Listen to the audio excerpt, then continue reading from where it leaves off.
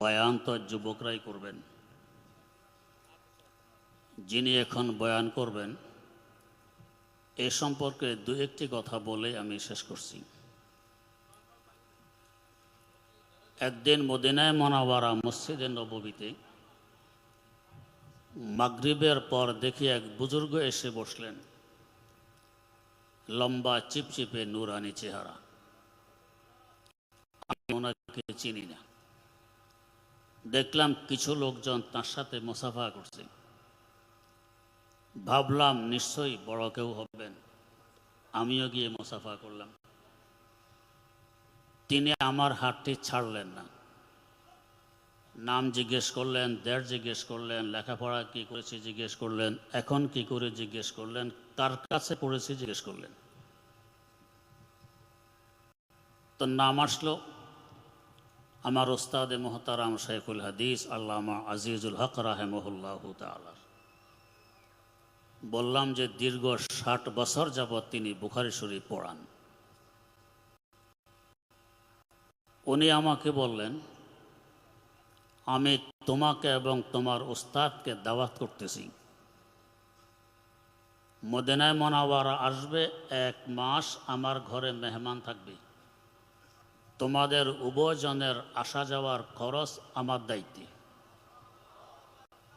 উনি আমার নম্বর নিলেন, তার নম্বরও দিলেন।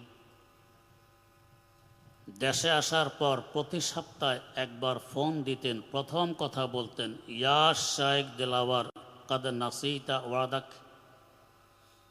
ও দিলাওয়ার, তুমি তোমার ওয়াদা ভুলে গেছো। হযরত শাইখ তখন সফর করার মতো তার শক্তি সামর্থ্য ছিল না, সম্ভব হয়নি।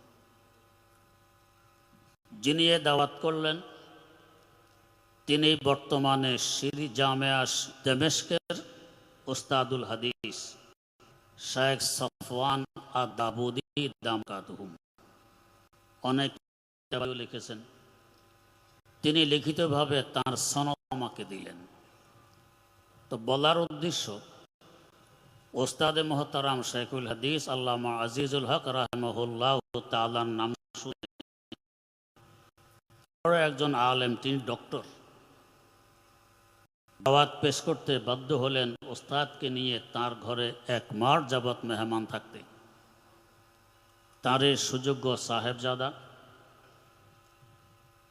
জনাব মাওলানা মামুনুল হক দামাত বারাকাতুহুম এখন বয়ান করবেন। তাকে তৌফিক দান করুন, আমাদেরকে তার কথাগুলো শুনে তদনুযায়ী আমল করার তৌফিক।